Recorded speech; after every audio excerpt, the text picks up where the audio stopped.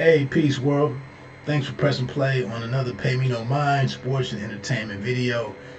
My name is Wood. If you like the way that any of the information is being broken down or presented, analyzed, recap, whatsoever, anything going on the channel, it only takes you a quick second to hit that like button and, come back and rock with me sometime, by becoming a subscriber. Shout out to all of the new subscribers to the channel.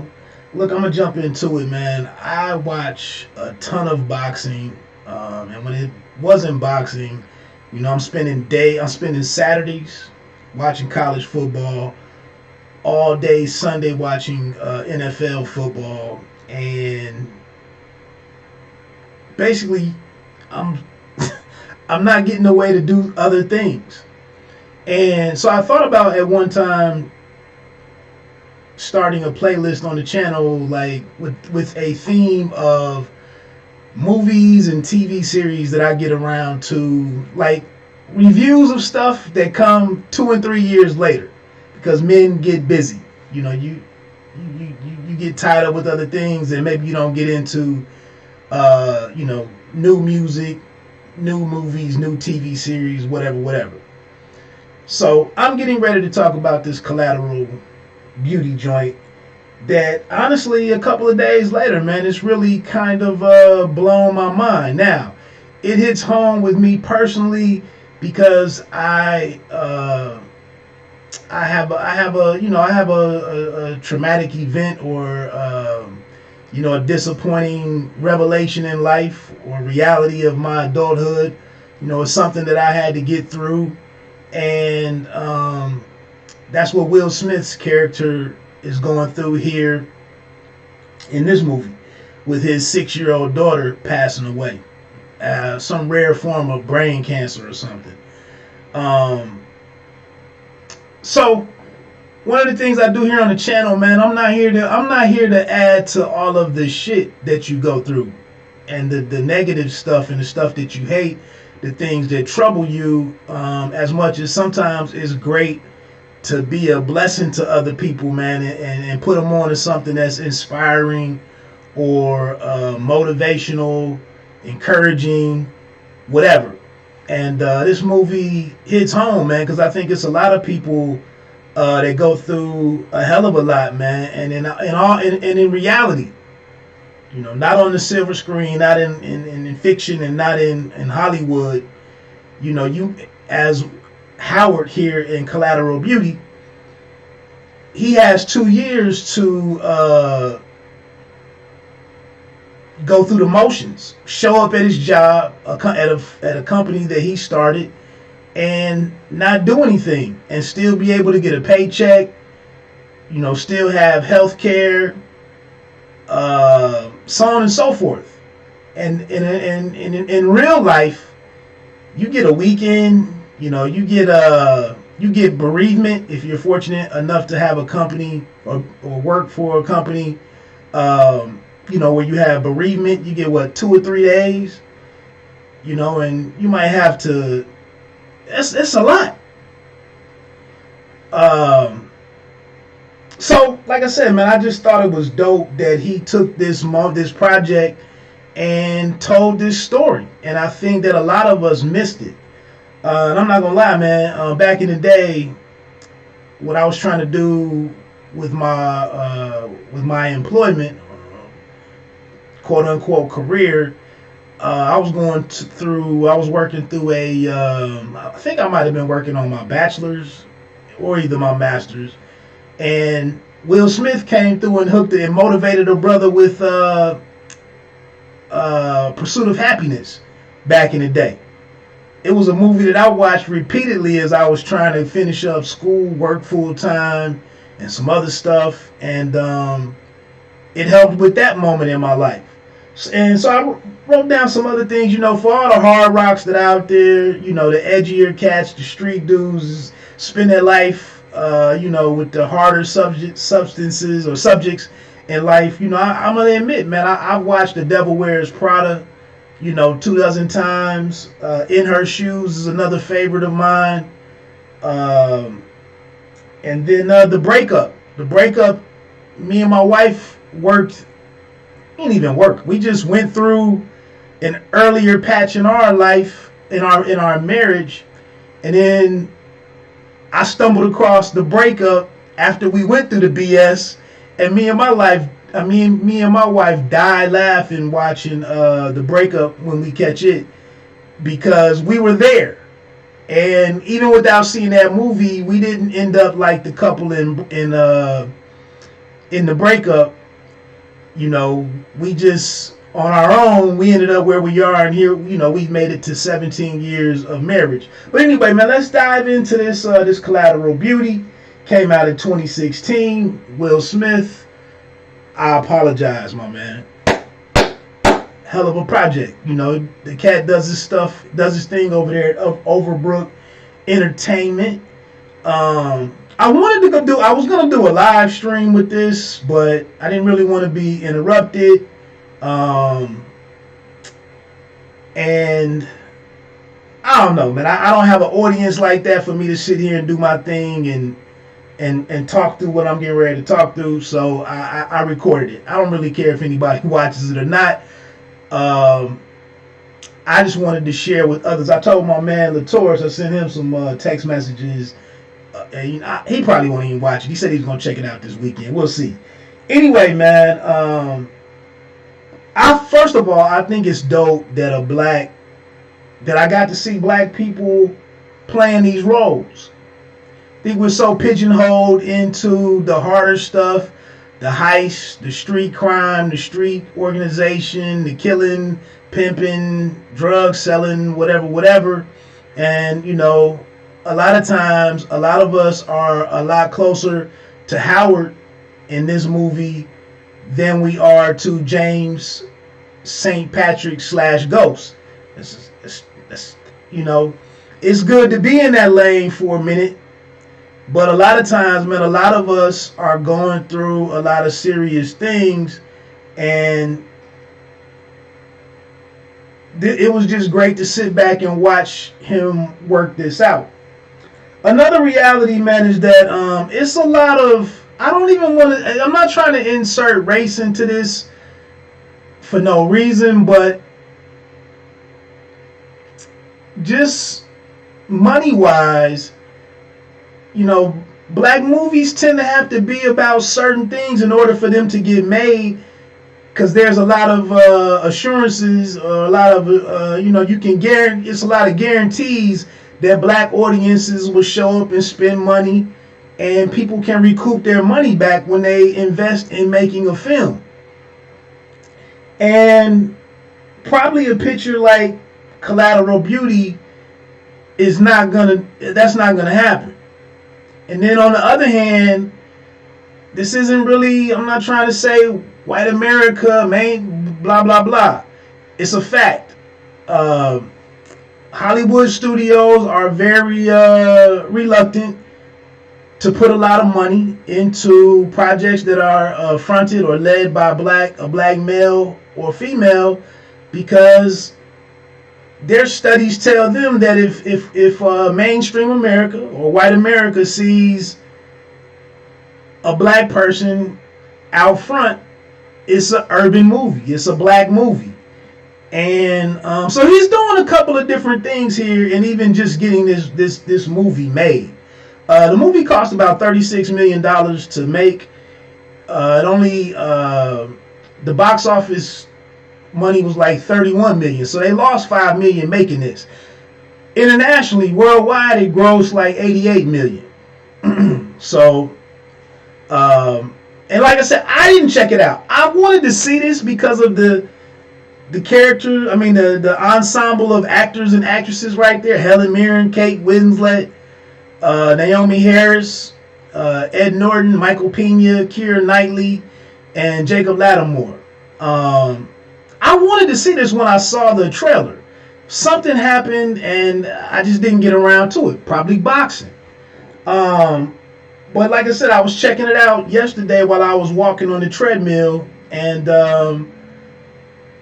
I walked and rode my bike, my stationary bike, the entire time, and was just taking this joint in, and really enjoyed it. So let me get into it, man. Will Smith plays a cat named Howard. He's a like this charismatic, philosophical dude who can sell an Eskimo ice. You know, and he started this ad agency with his three partners. Simon, played by Michael Pena. Wit, played by Ed Norton, which is his best friend. And then Claire is played by Kate Winslet. And he's killing the company because all of the clients and all of the business centers around companies loving him, Howard, and his personality and charisma and being able to deliver, and sell these products.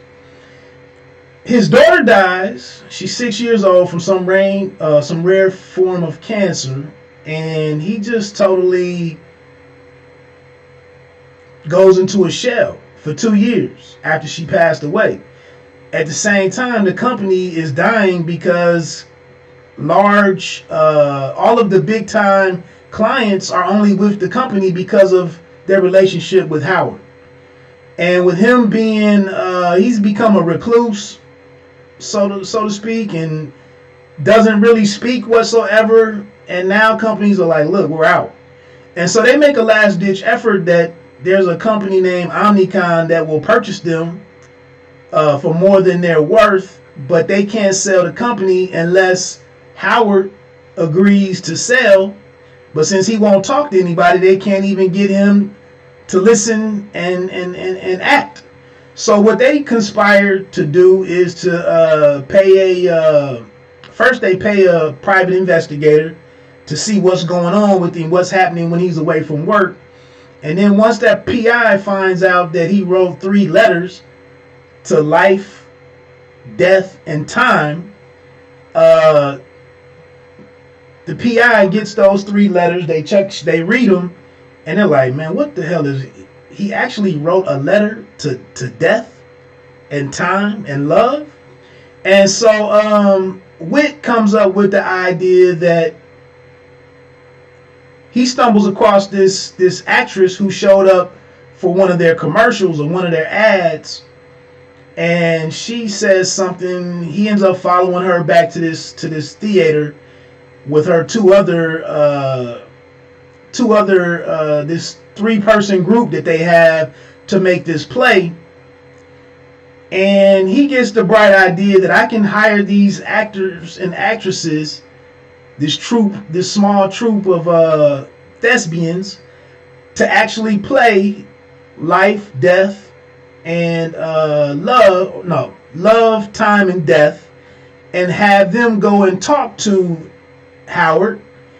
And later on the back end of it, they have them go and talk to him again.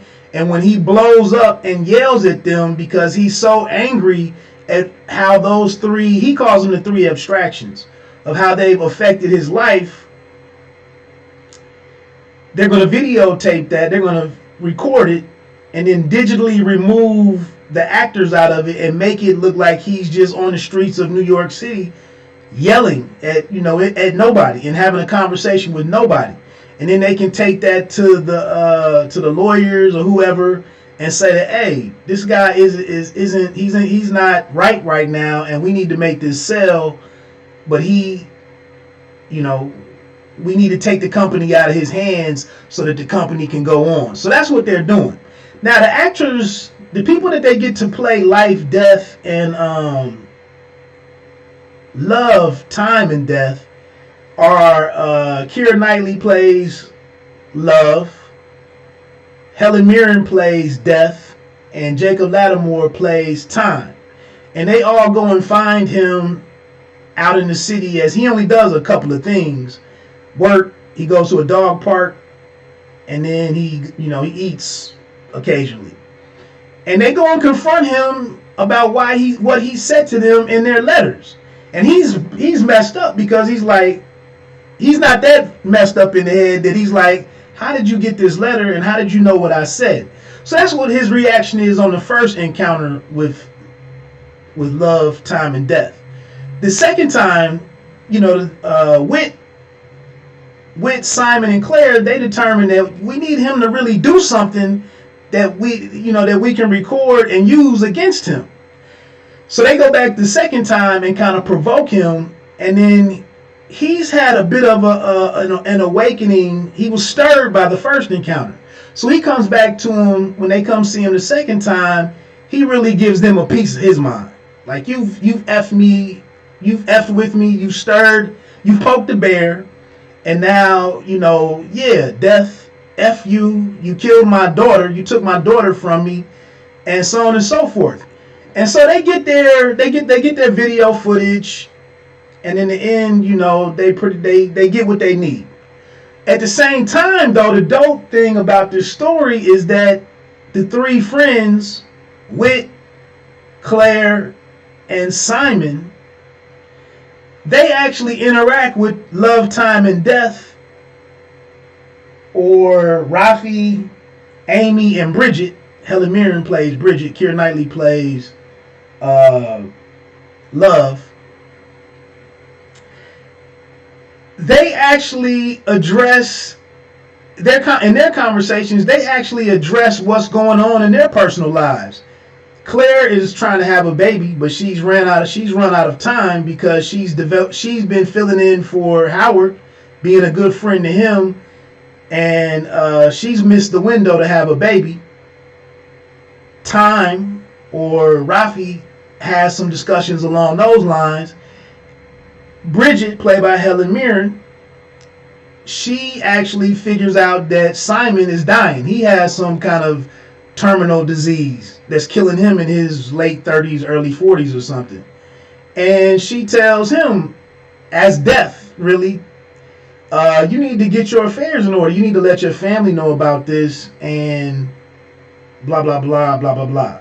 And then Whit is, he has an issue with connecting with his daughter, who hates him after he caused their family to break up and for there to be a divorce because of his infidelity. He's the one who brings in the PI, the private investigator, because his wife actually hired the private investigator to find out what he was doing, resulted in his divorce. Now, before I get on to my analysis of this thing, what's happening here that's really dope is that Howard goes to watch this support group, but he stands outside the window and watches as the support group tells their stories about how they lost their loved one. Most of them, it was a child. And after he gets visited by death, Helen Mirren's character Bridget, he actually goes inside and joins the group. That's where he encounters Naomi Harris, who's played by Madeline, and she knew, she had already observed him standing outside. So once he comes in, she's like, do you want to share what's going on with you? What's your name? And she's interested in working with him and helping him to open up. And they have their thing. Now, since this movie is 4 years old, man, I don't know how to deal with the major, the real payoff in watching this movie, which happens, in the closing scenes. I really don't want to give that away for those that haven't seen it, for the reasons why I didn't watch it. But Howard gradually opens up to Madeline, and this is what I'm saying. It's dope to see black people being able to really act and to be able to really tell a story versus killing people and selling dope and calling a hit on somebody. It's dope to see these two actors act and express emotions, and there to be some love there, and understanding and listening, helping this man climb out of this hole that he's been in for 2 years. So I just really enjoyed that part of it, man. You'll find out, it's hard to find somebody to listen to you, man. Even family and friends who've known a person for years, don't always hear the pain that somebody is going through, and some people are just so focused on themselves, to just totally miss this moment. And I don't know if this is what the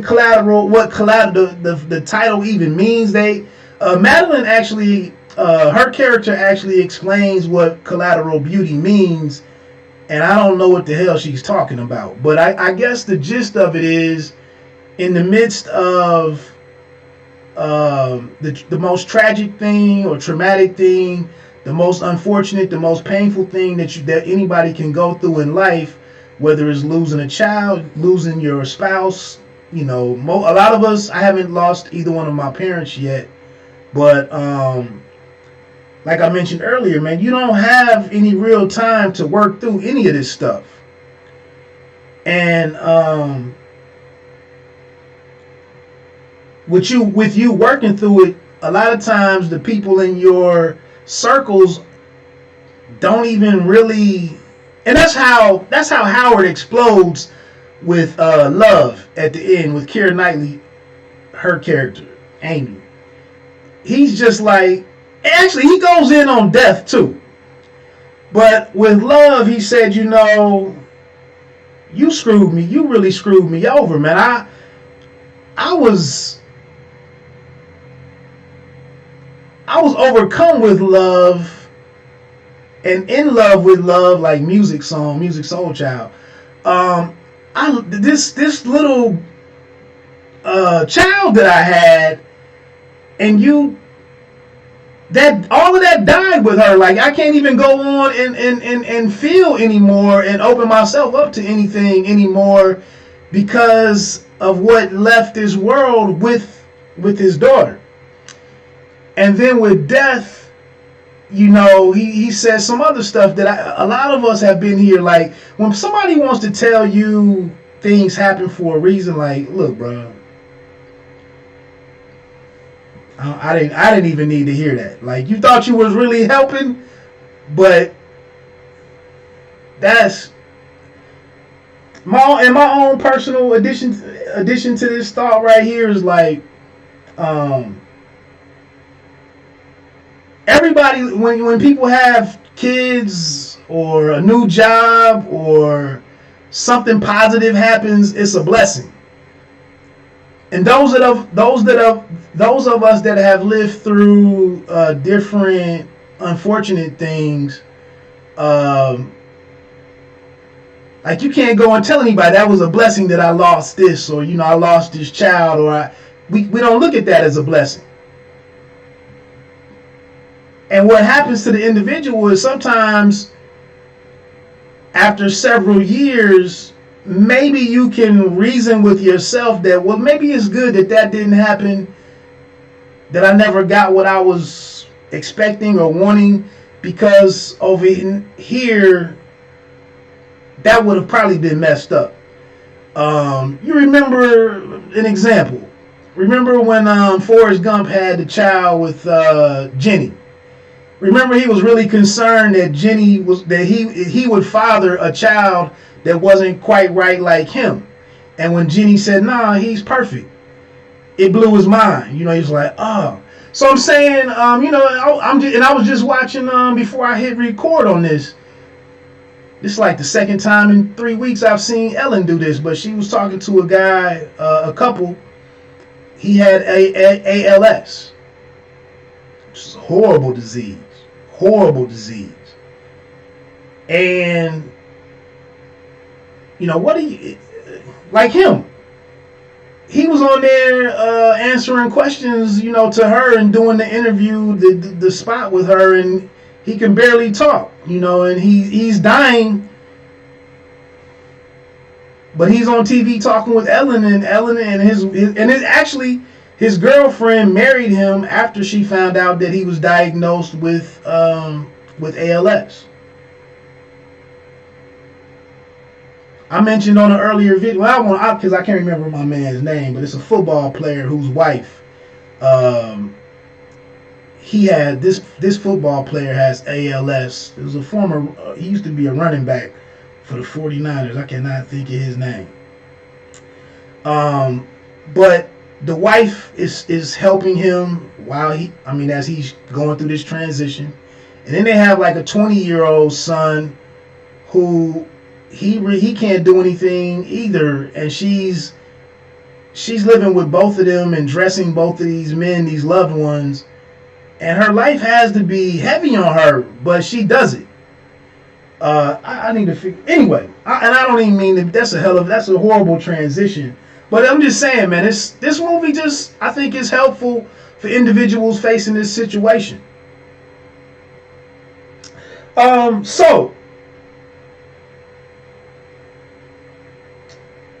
I went through the synopsis. I went through the fact that I think is wonderful to see black people portraying these types of characters and involved in this part of the story. I think another dope thing here, man, is that, like I mentioned earlier, we're trying to make this movie for the audiences that are going to see it, with the writing and the way that this story is told.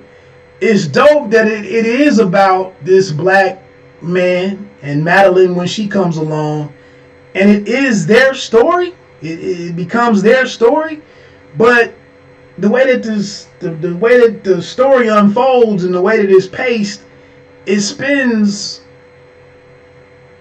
it kind of fools mainstream America that this is just like The Devil Wears Prada. This is just like In Her Shoes. This is just like The Breakup. It's mainstream America when it's Wit and Love / Amy doing their thing, when Claire and Time / Raffy, when they're having their interactions, when Simon, Wit, and Claire are talking about the business and saving their business. Some scenes on that, and then when Simon and Death are hanging out together, it is this mainstream America movie. So it services a lot of different audiences. Just digging into the family, because obviously Michael Pena is a Mexican or Mexican American. Kate is a female. She's a single female trying to go through becoming a mother. I said it just deals with these really down to earth subjects, man, that aren't always that usually are dealt with in way more positive endings. In your normal movie, Kate would have her baby. She makes enough money. She makes is pretty well to do. She's looking at sperm donors or whatever. She could have solved that. Simon, his character is dealing with this terminal disease. In most movies, they would have found a cure for him. And then Wit wants to reconnect with his daughter. A lot of times we do see reunions with parent and child and whatnot. But I don't know, man. I just thought this was just a really well executed movie. I saw some criticism of it, some critiques of it that were kind of negative. And that's the thing. Like, audiences might have missed out on this movie for a number of reasons, but it's really a dope movie, man. It's really well executed, well conceived, and if you hang around to the end of it and see the part that I'm not giving away, it's very 7 Pounds like, which was another movie that I saw it after the fact, and it was dope, but I think this one might be a little bit better because there's a lot of humor in this movie. And it's a lot of, I don't know, man, Mike, and that's what I was getting ready to get into is performances. Will Smith as Howard. I guess he was nominated for a Trumpet Award or for NAACP for Black Actor or Leading Man or something. I don't think he won though. But my note on him was Howard is used to speak for either those of us who've been through something tragic or unfortunate, and you don't need to hear anything. And then you get to a point with some of these things where you don't really need to hear anything from other people, especially other people who haven't experienced it, and you just really want them to STF you, but they feel that they have to say something and then they say the wrong stuff. So what Howard was doing, being the thinker that he is, and that he came up with these three abstractions that he was so eager to pitch to people, and that he understood so well and thought it was the solution to interacting with others. This is really just, it's at the heart of his bitterness. He hates these three abstractions. But to try to figure out what he did was he went and got all these books, these self-help books, and understood everything that he was going through, but not wanting to accept it. He really just wanted to lash out at it. And that's what he does when the second encounters with death, time, and love. He's like, man, because I'm not holding my daughter's hand, none of this shit means nothing to me. And I can laugh at it because, like I said, man, I spent a lot of time here. But I wasn't in jobs where I could go and just go through the motions and put together. And there's a reason why he's building these these domino things. It's a reason why he does that. But with Claire and Simon, they weren't aware of it. But like I said, man, you got to hang around to the end. There is a phenomenal payoff in the movie. I'm over 30 minutes, and a lot of people have probably left like 27 minutes ago. Other than that, man, like I said, Helen Mirren has she plays a hell of a character with Bridget and Death. And a lot of the humor is around her. And a lot of the other humor comes from Michael Pena, who his comedy really, comedic timing or comedic chops really kind of shine through. And it's crazy because his character is the one with the terminal illness, and he has a son, like an infant. And then also, like I said, man, the story is just phenomenal. If you really can sit down and take it all in, and like I said, see how time, death, and love affect Howard and simultaneously affect Claire, Whit, and Mike, and Simon, and then the business side of it.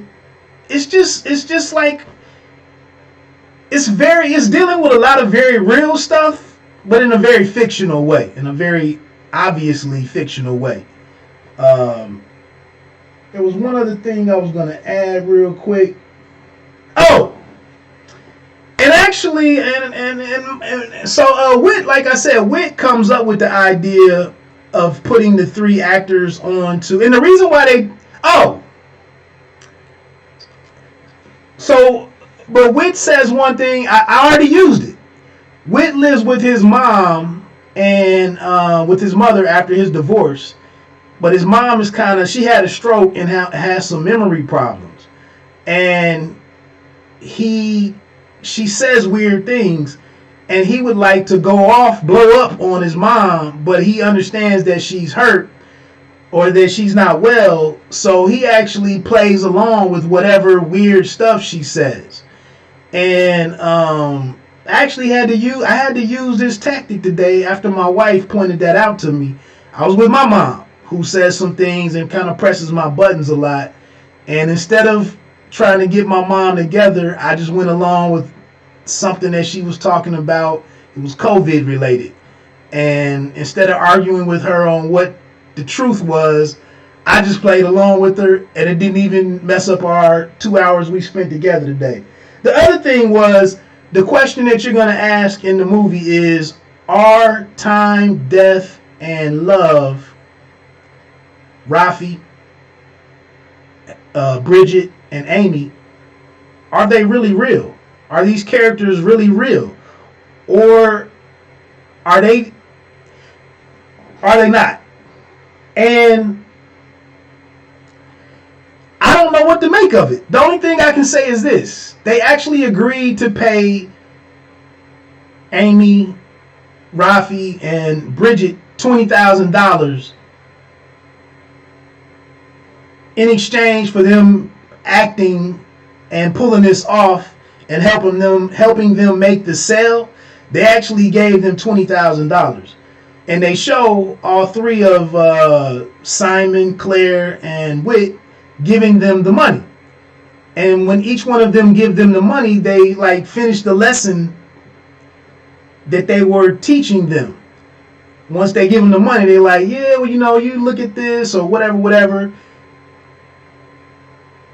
And it's you're left here like, I don't know if they're real or not. But like what I'm saying is, the only reason I'm thinking that they have to be real is because they actually gave them this money. So let me know what you think about that. And that kind of wraps it up. And I know this is way too long, man, but it's a simple movie, but it is a lot to take in, and it's like I said, man. I can respect the writing. I can respect the writing and the execution and what they set out to do. It's some good movie stuff. And so the other thing is that Helen Mirren's character, Bridget, she tells Simon at the end, well, we were going to they agreed to do it because they needed money to do their play. When Whit encounters the three actors or the thespians, they were working on a play. And he's like, well, I will give you the money to get your play off the ground if you do this job for us. And so at the end, Bridget says, well, now that we've made it through all of this, we're not going to do the play.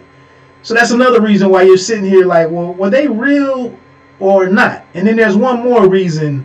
There's two more reasons that are tied up in what I'm not telling you is going to make you also question, are they real or not? That's it, man. 40 minutes on this one movie. Like I said, I would have done a live stream, but I didn't. Anyway, my name is Wood. Let me know if you like this movie or not. You probably were gone like 40 minutes ago, but I wanted to come on and talk about it. That's it. Hey, you don't have to be great to start, but you have to start to be great. Enjoy the rest of your weekend. Peace.